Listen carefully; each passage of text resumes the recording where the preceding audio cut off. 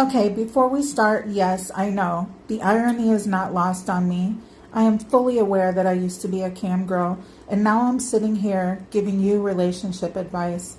Somewhere out there, a man is like, wait, weren't you the reason I had trust issues? And honestly, maybe. But here's the plot twist nobody talks about.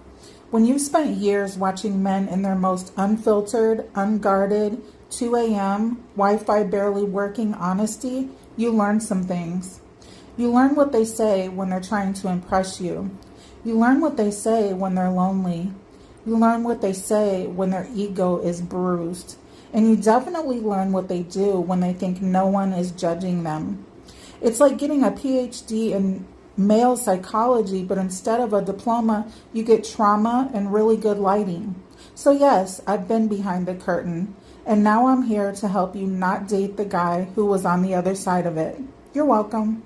Let's just say it. The moment you stop obsessing over him is the moment he starts obsessing over you. And no, this is not manipulation. This is not play hard to get. This is not some toxic dating hack. This is energy. And most women are bleeding theirs out over a man who hasn't even decided if he likes them yet. If you've ever checked your phone 47 times, reread his text to decode punctuation, replayed a date in your head like game footage, stalked his following list like your FBI, this episode is for you. Because the problem isn't that you like him. The problem is you stopped liking yourself more, and men feel that shift immediately. Here's the truth no one says. Obsession is hot. Intensity is magnetic. Passion is addictive. But when you aim that intensity at him before he's earned it, it becomes pressure. When you aim that same intensity at yourself, it becomes power. Men don't fall in love with women who center them. They fall in love with women who are centered. There's a difference. A woman obsessed with him cancels plans, answers instantly, shapes herself around his preferences, lives in anticipation. A woman obsessed with herself has a schedule, has goals, has standards, has momentum, and momentum is seductive. Because now he doesn't feel responsible for your happiness. He feels lucky to be included in it. Let's break this down psychologically. When you become hyper-focused on a man early on, 3 things happen. He feels the expectation, even if you don't say it. He feels the emotional weight. The mystery disappears. If he knows he already has you, there's nothing to pursue. Your value drops in his subconscious, not because you're less valuable, but because humans value what they work for. Men are wired to chase what feels slightly out of reach. Not unreachable, not toxic, just not pre-owned. And when you're constantly available emotionally, mentally, energetically, he doesn't have to lean in. And men bond through leaning in.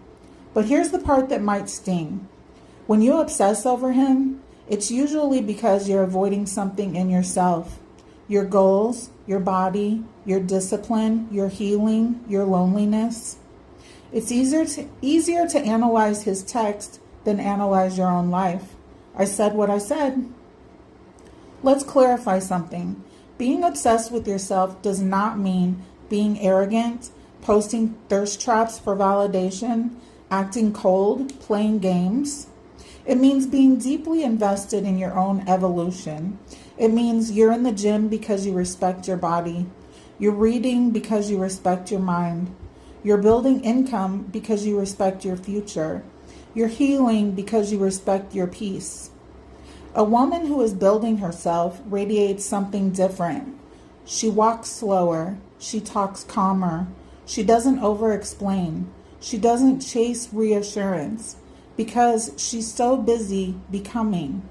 And when a man senses that you are becoming more with or without him, his attraction spikes. Why? Because now he feels like he has to keep up. Here's the shift. Stop asking, does he like me? Start asking, do I even like him enough to let him into my life? Stop thinking, I hope he chooses me. Start thinking, I'm choosing carefully. The subtle shift in energy changes how you text, respond, show up, even date. You're not performing, you're evaluating. Men can feel when they're being evaluated, and it makes them step up, not because you demanded it, because your energy made it clear access is earned. Okay, so how do you actually become obsessed with yourself without pretending? Here's the practical side. Fill your calendar. An empty schedule breeds attachment. Have gym days, friend nights, solo self-care rituals, skill building, financial goals. When your life is full, you don't cling. Delay emotional investment. Attraction can be instant. Emotional access should not be. Let him prove consistency before you start fantasizing about a future. Upgrade something in your life weekly. Fitness, wardrobe, knowledge, savings, boundaries. Progress builds confidence. Confidence kills desperation.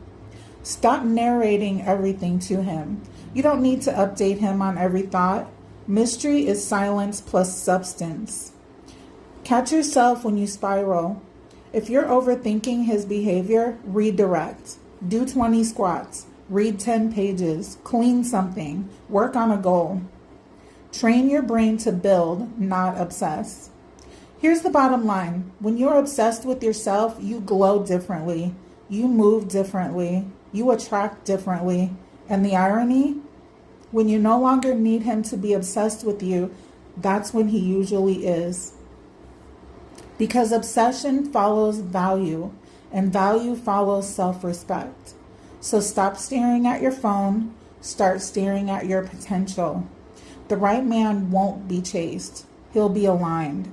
And alignment happens when you're so locked in on becoming your best self that anyone who enters your life has to rise to meet you. Be obsessed with yourself, not to get him, but because you're worth that level of devotion, and watch what happens. If you would like one-on-one coaching, the email is in the description box.